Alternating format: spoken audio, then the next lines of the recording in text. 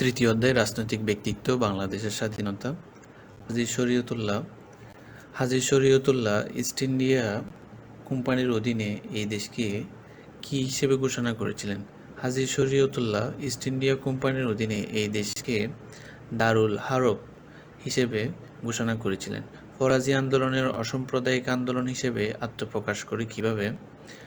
হিন্দু এবং মুসলমানদের মধ্যে ঐক্য প্রতিষ্ঠার মাধ্যমে ফরাজি আন্দোলন অসাম্প্রদায়িক আন্দোলন হিসেবে আত্মপ্রকাশ করে। ফরাজি আন্দোলনের লক্ষ্য কী ছিল? কুসংস্কার দূর করা। ফরাজি আন্দোলনের লক্ষ্য ছিল কুসংস্কার দূর করা। হাজী শরীয়তুল্লাহ কোন মতবাদে শিক্ষা গ্রহণ করেছিলেন? হাজী শরীয়তুল্লাহ সুফি মতবাদে শিক্ষা গ্রহণ করেছিলেন। হাজী শরীয়তুল্লাহর ক্ষেত্রে নিচের কোন বিষয়টি যুক্ত? হাজী শরীয়তুল্লাহর ক্ষেত্রে ফরাজি আন্দোলনের বিষয়টি যুক্ত। হাজী শরীয়তুল্লাহর পর ফরাজি আন্দোলনের দায়িত্বভার গ্রহণ করেছিলেন কে? হাজী শরীয়তুল্লাহ এর পর ফরাজি আন্দোলনের দায়িত্বভার গ্রহণ করেছিলেন দুদু মিয়া। হাজী শরীয়তুল্লাহর আন্দোলনের মূল বিরোধিতা কিসের বিরুদ্ধে ছিল? হাজী শরীয়তুল্লাহর আন্দোলনের মূল বিরোধিতা কুসংস্কারের বিরুদ্ধে ছিল। হাজী শরীয়তুল্লাহর আন্দোলনের মূল বিরোধিতা কুসংস্কারের বিরুদ্ধে ছিল। নিচের বিষয়গুলো বাংলার একজন সংগ্রামী নেতার ক্ষেত্রে প্রযোজ্য, যেমন: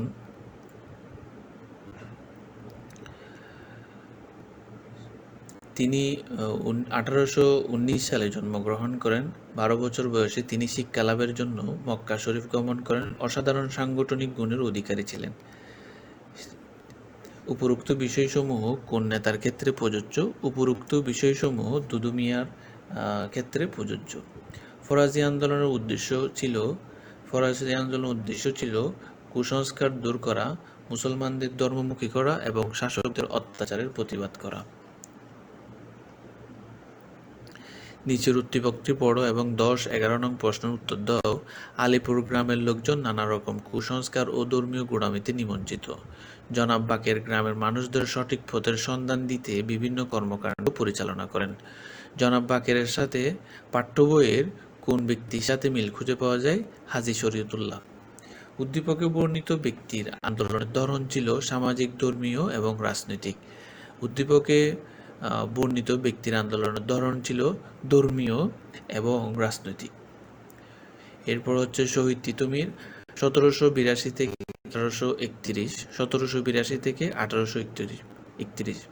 বাঁশের কেল্লা নির্মাণ করে কে ব্রিটিশ শাসকের বিরুদ্ধে যুদ্ধ ঘোষণা করেন? তিতুমীর। বাঁশের কেল্লা নির্মাণ করে কে ব্রিটিশ শাসকের বিরুদ্ধে যুদ্ধ ঘোষণা করে? তিতুমীর। সিপাহী বিদ্রোহ কত সালে সংঘটিত হয়? 1857 সালে। সিপাহী বিদ্রোহ 1857 সালে সংঘটিত হয়। বাঁশের কেল্লার সাথে পরিচিত নেতাকে? বাঁশের কেল্লার সাথে পরিচিত নেতা হচ্ছে শহীদ তিতুমীর। তিতুমীরের বিপ্লবী আন্দোলনের কেন্দ্রভূমি কোথায় ছিল? তিতুমীরের বিপ্লবী আন্দোলনের কেন্দ্রভূমি নদিয়ায় জেলায় ছিল, নদিয়ায়। তিতুমীরের বিপ্লবী আন্দোলনের কেন্দ্রভূমি ছিল নদিয়ায়। মুসলমানদের দাড়ির উপর কর আরোপকারী কৃষ্ণদেব কোথাকার জমিদার ছিলেন? পূর্ণিয়ার। মুসলমানদের দাড়ির উপর কর আরোপকারী কৃষ্ণদেব পূর্ণিয়ার জমিদার ছিলেন। সাইদ তিতুমীরকে অন্য বিপ্লবীদের থেকে আলাদা করে দেখে তিতুমীর কোন দিকটি তার এই ধারণার পেছনে কাজ করে? খ. প্রথম শহীদ। তিতুমীর কার বিরুদ্ধে আন্দোলন করেছিলেন? তিতুমীর কৃষ্ণদেব রায়ের বিরুদ্ধে আন্দোলন করেছিলেন। তিতুমীর কৃষ্ণদেব রায়ের বিরুদ্ধে আন্দোলন করেছিলেন। তিতুমীর ইংরেজদের বিরুদ্ধে আন্দোলন করে শহীদ হন। তার আন্দোলনের মূলধারা কী ছিল? তার আন্দোলনের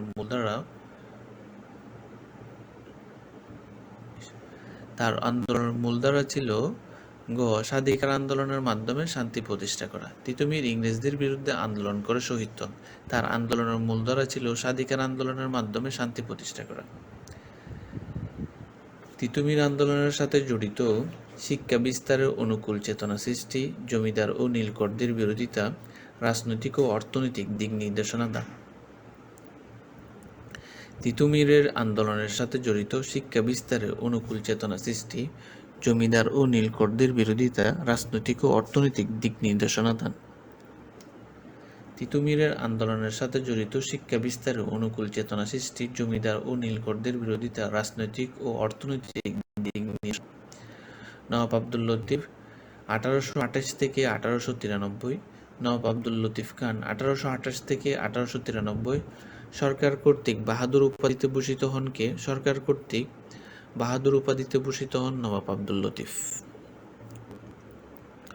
সরকার কর্তৃক বাহাদুর উপাধিতে ভূষিত হন কে? সরকার কর্তৃক বাহাদুর উপাধিতে ভূষিত হন নবাব আব্দুল লতিফ।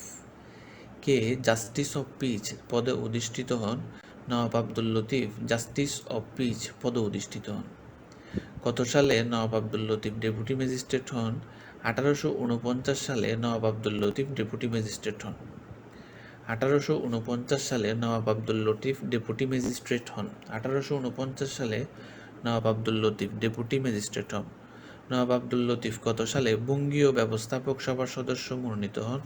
নবাব আব্দুল লতিফ 1862 সালে বঙ্গীয় ব্যবস্থাপক সভার সদস্য মনোনীত হন। কত সালে নবাব আব্দুল লতিফ সিআইই খেতাবে ভূষিত হন? 1883 সালে নবাব আব্দুল লতিফ সিআইই খেতাবে ভূষিত হন। কে নবাব আব্দুল লতিফকে ধর্মীয় নেতা ও সমাজ সংস্কারক হিসেবে আখ্যায়িত করেন? ডব্লিউ.এস. ব্লান্ট নবাব আব্দুল লতিফকে ধর্মীয় নেতা ও সমাজ সংস্কারক হিসেবে আখ্যায়িত করেন।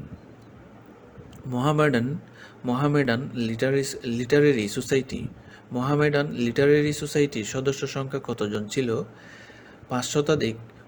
মোহামেডান লিটারেরি সোসাইটির সদস্য সংখ্যা 5 শতাধিক ছিল। নবাব আব্দুল লতিফের প্রথম হওয়ার গৌরব কোনটিতে? নবাব আব্দুল লতিফ বঙ্গীয় আইন পরিষদের সদস্য হওয়ায় গৌরব। নবাব আব্দুল লতিফের প্রথম হওয়ার গৌরব কোনটিতে? নবাব আব্দুল লতিফের প্রথম হওয়ার গৌরব বঙ্গীয় আইন পরিষদের সদস্য হওয়ায়। আচ্ছা, মাহমুদের দাদা তার ছোটবেলার গল্প বলতে গিয়ে রাজনৈতিক, অর্থনৈতিক, শিক্ষাক্ষেত্রে মুসলমানদের পিছিয়ে পড়ার কথা বলেন। এই অবস্থায় পরিবর্তনের অগ্রণী ভূমিকা রেখেছিলেন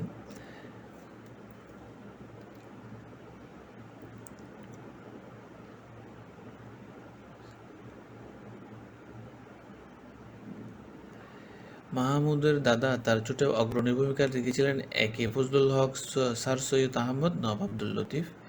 29 হচ্ছে গ 2-3 স্যার সৈয়দ আহমদ এবং নবাব আব্দুল লতিফ। এরপর হচ্ছে নবাব আব্দুল লতিফের অবদান হচ্ছে হিন্দু কলেজকে প্রেসিডেন্সি কলেজে রূপান্তর। তারপর হচ্ছে মুহসিন ফান্ডকে শিয়া সুন্নি কলেজের জন্য উন্মুক্ত করা। নবাব আব্দুল লতিফের অবদান হলো হিন্দু কলেজকে প্রেসিডেন্সি রূপান্তর, মুহসিন ফান্ডকে শিয়া সুন্নি সকলের জন্য উন্মুক্ত করা। ফেতুল্লাহ গুলেন একজন তুর্কি শিক্ষাবিদ, সংগঠক, সমাজ সংস্কারক। তিনি তুর্কিবাসীদের রক্ষণশীলতা পরিহার করে ইংরেজি ভাষা শিক্ষা ও গতানুগতিক শিক্ষাকে পরিহার করে আধুনিক জ্ঞান-বিজ্ঞানের শিক্ষায় উদ্বুদ্ধ করেন। তার অবদানের জন্য তাকে তুরস্কের সৈয়দ আহমেদ বলে অভিহিত করা যায়। উল্লিখিত ব্যক্তিকে নিম্নে কোন ব্যক্তির সাথে তুলনা করা হয়? নবাব আব্দুল লতিফ। উল্লিখিত ব্যক্তিকে নিম্নে কোন ব্যক্তির সাথে তুলনা করা হয়? নবাব আব্দুল লতিফ। বাংলা অঞ্চলের উক্ত ব্যক্তিত্বের গৃহীত পদক্ষেপ হল খ 2-3। বাংলা অঞ্চলের উক্ত ব্যক্তিত্বের গৃহীত পদক্ষেপ হল মাদ্রাসা শিক্ষাকে আধুনিকীকরণ করা, হিন্দু কলেজকে প্রেসিডেন্সি কলেজে রূপান্তরে সহায়তা করা। বাংলা অঞ্চলের উক্ত ব্যক্তিত্বের গৃহীত পদক্ষেপ হল মাদ্রাসা শিক্ষাকে আধুনিকীকরণ করা, হিন্দু কলেজকে প্রেসিডেন্সি কলেজে রূপান্তরে সহায়তা করা। নবাব স্যার সলিমুল্লাহ 1871 থেকে 1915 কোন সংস্থা গঠনের মধ্যে মুসলমানদের জন্য স্বতন্ত্র রাজনৈতিক সংগঠন তৈরির বীজ লুকায়িত ছিল? কোন সংস্থা গঠনের মধ্যে মুসলমানদের জন্য স্বতন্ত্র রাজনৈতিক সংগঠন তৈরির বীজ লুকায়িত ছিল? Mohammedan provincial union. Mohammedan provincial union. কোন সংস্থা গঠনের মধ্যে মুসলমানদের জন্য স্বতন্ত্র রাজনৈতিক সংগঠন তৈরির বীজ লুকায়িত ছিল? Mohammedan provincial union. Nawab sir Salimullah 1871 থেকে 1915 কোন সংস্থা গঠনের মধ্যে মুসলমানদের জন্য স্বতন্ত্র রাজনৈতিক সংগঠন তৈরির বীজ লুকায়িত ছিল? Mohammedan provincial union. বঙ্গভঙ্গ রদকে নবাব সলিমুল্লাহ কী বলে অভিহিত করেছিলেন? ইংরেজদের হঠকারিতা। বঙ্গভঙ্গ রদকে নবাব সলিমুল্লাহ কী নামে অভিহিত করেছিলেন? ইংরেজদের হঠকারিতা। বঙ্গভঙ্গ রদকে নবাব সলিমুল্লাহ কী নামে অভিহিত করেছিলেন? ইংরেজদের হঠকারিতা। নবাব সলিমুল্লাহর পিতার নাম কী ছিল? নবাব সলিমুল্লাহর পিতার নাম ছিল নবাব খাজা আহসানুল্লাহ। শিক্ষা সমাপ্ত করে নবাব সলিমুল্লাহ সরকারি চাকরির কোন পদে যোগ দিয়েছিলেন? Deputy magistrate. শিক্ষা সমাপ্ত করে নবাব সলিমুল্লাহ সরকারি চাকরির কোন পদে যোগ দিয়েছিলেন? Deputy magistrate. ইংরেজদের ঘোষিত বঙ্গভঙ্গ একটি প্রতিষ্ঠিত ঘটনা। এর বঙ্গ হয় কার মাধ্যমে? ঘ. পঞ্চম জর্জ। ইংরেজদের ঘোষিত বঙ্গভঙ্গ একটি প্রতিষ্ঠিত ঘটনা। এর বঙ্গ হয় কার মাধ্যমে? পঞ্চম জর্জ। ঢাকা বিশ্ববিদ্যালয় প্রতিষ্ঠার প্রতিশ্রুতি দিয়েছিলেন কে? সেটা হচ্ছে লর্ড হার্ডিঞ্জ। ঢাকা বিশ্ববিদ্যালয় প্রতিষ্ঠার প্রতিশ্রুতি দিয়েছিলেন লর্ড হার্ডিঞ্জ। মুসলমানদের প্রকৃত উন্নয়নের পথ হিসেবে কোনটিকে নবাব সলিমুল্লাহ গুরুত্ব দিয়েছিলেন? শিক্ষা বিস্তার। মুসলমানদের প্রকৃত উন্নয়নের পথ হিসেবে কোনটিকে নবাব সলিমুল্লাহ গুরুত্ব দিয়েছিলেন? শিক্ষা বিস্তার। দীর্ঘ 1 শতাব্দী পরেও রাহাতের ইতিহাস শিক্ষক মনে করেন বঙ্গভঙ্গ এই অঞ্চলের জন্য সুখকর ছিল। তার বিবেচিত বিষয় হল গ. 2টি। বঙ্গভঙ্গের 7 বছরে এই অঞ্চলের উন্নয়ন, চাকরিতে এই অঞ্চলের মানুষের সফলতা। এরপর হচ্ছে দেশবন্ধু চিত্তরঞ্জন দাস 1870 থেকে 1925। কে দেশবন্ধু নামে খ্যাত? সেটা হচ্ছে চিত্তরঞ্জন দাস। চিত্তরঞ্জন দাস সম্পাদিত পত্রিকার নাম কি? নারায়ণ। বেঙ্গল প্যাক্টের রূপকার বা মূল ব্যক্তিত্ব কে ছিলেন? গ. দেশবন্ধু চিত্তরঞ্জন দাস। কত সালে মহাত্মা গান্ধীজির নেতৃত্বে অহিংস অসহযোগ আন্দোলন শুরু হয়? গ. 1920 সালে। কত সালে মহাত্মা গান্ধীজির নেতৃত্বে অহিংস অসহযোগ আন্দোলন শুরু হয়? 1920 সালে। কত সালে চিত্তরঞ্জন দাস ইংল্যান্ড থেকে ফিরে আসেন? গ. 1893 সালে। কত সালে চিত্তরঞ্জন দাস ইংল্যান্ড থেকে ফিরে আসেন? 1893 সালে। জালিয়ানওয়ালাবাগ হত্যাকাণ্ডের তদন্তের জন্য ভারতীয় জাতীয় কংগ্রেস কর্তৃক গঠিত কমিশনের সদস্য কে ছিলেন? জালিয়ানওয়ালাবাগ হত্যাকাণ্ডের তদন্তের জন্য ভারতীয় জাতীয় কংগ্রেস কর্তৃক গঠিত কমিশনের সদস্য কে ছিলেন? 46 চিত্তরঞ্জন দাস। জালিয়ানওয়ালাবাগ হত্যাকাণ্ডের তদন্তের জন্য ভারতীয় জাতীয় কংগ্রেস কর্তৃক গঠিত কমিশনের সদস্য ছিলেন চিত্তরঞ্জন দাস। কোন ইংরেজদের শাসনের জালিয়ানওয়ালাবাগ হত্যাকাণ্ড সংঘটিত হয়েছিল? জেনারেল ডায়ারের। কোন ইংরেজ শাসনকালে জালিয়ানওয়ালাবাগ হত্যাকাণ্ড সংঘটিত হয়েছিল? জেনারেল ডায়ারের। 1924 সালের কলকাতা কর্পোরেশন নির্বাচনে কোন রাজনৈতিক দল 75টির মধ্যে 55টি আসন লাভ করে? স্বরাজ পার্টি। 1924 সালের কলকাতা কর্পোরেশন নির্বাচনে কোন রাজনৈতিক দল 75টির মধ্যে 55টি আসন লাভ করে? স্বরাজ পার্টি। 1924 সালে কলকাতা কর্পোরেশন নির্বাচনে কোন রাজনৈতিক দল 75টির মধ্যে 55টি আসন লাভ করে? স্বরাজ পার্টি। চিত্তরঞ্জন দাস দেশে ফিরে আসেন 1, 2, 3। 1893 সালে ব্যারিস্টার এট ল ডিগ্রি লাভ করে ইনার টেম্পল থেকে। চিত্তরঞ্জন দাস দেশে ফিরে আসেন 1893 সালে ব্যারিস্টার এট ল ডিগ্রি লাভ করে ইনার টেম্পল থেকে। বেঙ্গল প্যাক্ট হলো হিন্দু মুসলিম সম্প্রদায়ের মধ্যে সম্প্রীতি বাড়ানোর চেষ্টা। বেঙ্গল প্যাক্ট হলো হিন্দু মুসলিম সম্প্রদায়ের মধ্যে সম্প্রীতি বাড়ানোর চেষ্টা, হিন্দু মুসলিম ঐক্য বাড়ে। শেরেবাংলা একে ফজলুল হক 1873 থেকে 1962। শেরেবাংলা খেতাব কে দান করেন? শেরেবাংলা খেতাব দান করেন খ. লাহোরের জনগণ। শেরেবাংলা খেতাব কে দান করেন? শেরেবাংলা খেতাব দান করেন লাহোরের জনগণ। 1940 সালে লাহোর অনুষ্ঠিত মুসলিম লীগের ঐতিহাসিক অধিবেশনে কে পাকিস্তান প্রস্তাব উত্থাপন করেন? একে ফজলুল হক। 1940 সালে লাহোরে অনুষ্ঠিত মুসলিম লীগের ঐতিহাসিক অধিবেশনে কে পাকিস্তান প্রস্তাব উত্থাপন করেন? একে ফজলুল হক। একে ফজলুল হক কত সালে মৃত্যুবরণ করেন? 1962 সালে। একে ফজলুল হক কত সালে মৃত্যুবরণ করেন? 1962 সালে। শেরে বাংলা একে ফজলুল হকে কৃষকদের প্রতি ভালোবাসার পেছনে কোনটি ক্রিয়াশীল ছিল? মানবদরদী গুণ। কেন্দ্রীয় জাতীয় মুসলিম শিক্ষা সমিতি গঠিত হয় কত সালে? কেন্দ্রীয় জাতীয় মুসলিম শিক্ষা সমিতি গঠিত হয় 1912 সালে। প্রথা উচ্ছেদের দিক থেকে কোনটির সাথে শেরে বাংলা নাম জড়িত? জমিদারি প্রথা। প্রথা উচ্ছেদের দিক থেকে জমিদারি প্রথার সাথে শেরে বাংলার নাম জড়িয়ে রয়েছে। শেরে বাংলা কি উচ্ছেদের জন্য ক্লাউড কমিশন গঠন করেন? চিরস্থায়ী বন্দোবস্ত। শেরে বাংলা চিরস্থায়ী বন্দোবস্ত উচ্ছেদের জন্য ফ্লাউড কমিশন গঠন করেন। কিশোরদের স্বার্থ রক্ষায় একে ফজলুল হক 1, 2, 3 বঙ্গীয় ঋণ আইন পাশ করেন, প্রজাস্বত্ব আইন সংশোধন করেন, মহাজনী আইন পাশ করেন। কৃষকদের স্বার্থ রক্ষায় একে ফজলুল হক বঙ্গীয় ঋণ আইন পাশ করেন, প্রজাস্বত্ব আইন সংশোধন করেন, মহাজনী আইন পাশ করেন। কৃষকদের স্বার্থ রক্ষায় একে ফজলুল হক বঙ্গীয় ঋণ আইন পাশ করেন, প্রজাস্বত্ব আইন সংশোধন করেন, মহাজনী আইন পাশ করেন। শেরে বাংলা একে ফজলুল হকের নাম জড়িয়ে আছে।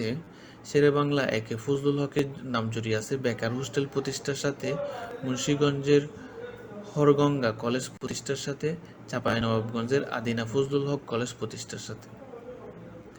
শেরে বাংলা একে ফজলুল হকের নাম জড়িয়ে আছে বেকার হোস্টেল প্রতিষ্ঠার সাথে, মুন্সিগঞ্জের হরগঙ্গা কলেজ প্রতিষ্ঠার সাথে, চাঁপাইনবাবগঞ্জের আদিনা ফজলুল হক কলেজ প্রতিষ্ঠার সাথে। রহিম সাহেব একজন খ্যাতনামা আইনজীবী ও রাজনীতিবিদ। তিনি কৃষক দরদী ও শিক্ষা অনুরাগী ছিলেন। কৃষকের কল্যাণার্থে তিনি বহু কালাকানুন বাতিল করেন এবং নতুন আইন প্রবর্তন করেন। উদ্দীপকে বর্ণিত রহিম সাহেবের কর্মকাণ্ডের সাথে তোমার পাঠ্য বইয়ের কোন রাজনৈতিক ব্যক্তিত্বের কর্মকাণ্ডের মিল পাওয়া যায়? খ. শেরে বাংলা একে ফজলুল হক একজন খ্যাতনামা আইনজীবী ও রাজনীতিবিদ। তিনি কৃষক দরদী ও শিক্ষা অনুরাগী ছিলেন। কৃষকের কল্যাণার্থে তিনি বহু কালাকানুন বাতিল করেন এবং নতুন আইন প্রবর্তন করেন। উদ্দীপকে বর্ণিত রহিম সাহেবের কর্মকাণ্ডের সাথে তোমার পাঠ্য বইয়ের কোন রাজনৈতিক ব্যক্তিত্বের কর্মকাণ্ডের মিল পাওয়া যায়? তিনি হচ্ছেন শেরে বাংলা একে ফজলুল হক। রহিম সাহেব এরূপ কর্মকাণ্ডের ফলে তদানীন্তন ভারতবর্ষের কৃষকরা খ.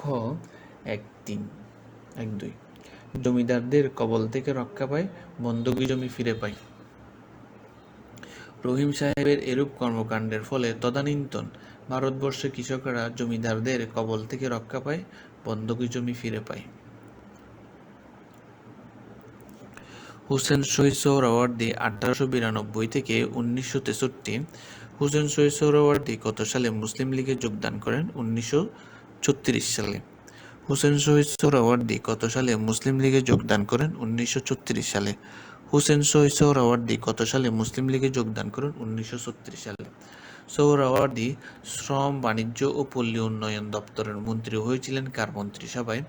ফজলুল হক মন্ত্রিসভায়। সোহরাওয়ার্দী শ্রম, বাণিজ্য ও পল্লী উন্নয়ন দপ্তরের মন্ত্রী হয়েছিলেন কার মন্ত্রিসভায়? ফজলুল হক মন্ত্রিসভায়। সোহরাওয়ার্দী শ্রম, বাণিজ্য ও পল্লী উন্নয়ন দপ্তরের মন্ত্রী হয়েছিলেন কার মন্ত্রিসভায়? ফজলুল হক মন্ত্রিসভায়। শ্রম, বাণিজ্য ও পল্লী উন্নয়ন দপ্তরের মন্ত্রী হয়েছিলেন কার মন্ত্রিসভায়? ফজলুল হক মন্ত্রিসভায়। সোহরাওয়ার্দী অবিভক্ত বাংলা আন্দোলন ব্যর্থ হলে তিনি কোনটি বেছে নেন? পাকিস্তান আন্দোলন।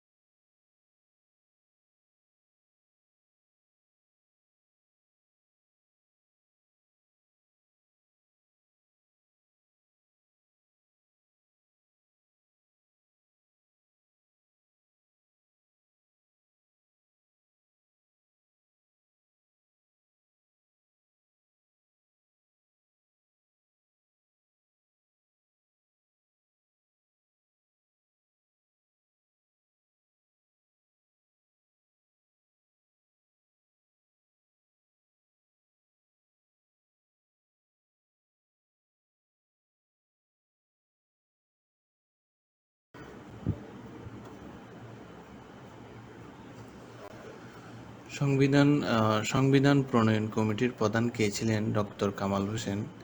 রাষ্ট্রের পছন্দকৃত জীবন পদ্ধতি হচ্ছে সংবিধান। উক্তিটি কার? উক্তিটি হচ্ছে এরিস্টটল। সংবিধান প্রণয়ন কমিটির প্রধান কে ছিলেন? ডক্টর কামাল হোসেন।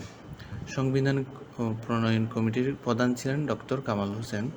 রাষ্ট্রের পছন্দকৃত জীবন পদ্ধতি হচ্ছে সংবিধান। উক্তিটি হচ্ছে এরিস্টটল। সংবিধান প্রণয়ন কমিটির প্রধান কে ছিলেন? ডক্টর কামাল হোসেন। স্বাধীনতা লাভের পর কোন রাষ্ট্রটি সবচেয়ে দ্রুততার সাথে সংবিধান রচনা করে? বাংলাদেশ। স্বাধীনতা লাভের পর কোন রাষ্ট্রটি সবচেয়ে দ্রুততার সাথে সংবিধান রচনা করে? বাংলাদেশ। পাকিস্তানি কারাগার থেকে বঙ্গবন্ধু শেখ মুজিবুর রহমান কত তারিখে মুক্তি লাভ করেছিলেন? 10 জানুয়ারি 1972। পাকিস্তান কারাগার থেকে বঙ্গবন্ধু শেখ মুজিবুর রহমান কত তারিখে মুক্তি লাভ করেছিলেন? 10 জানুয়ারি 1972।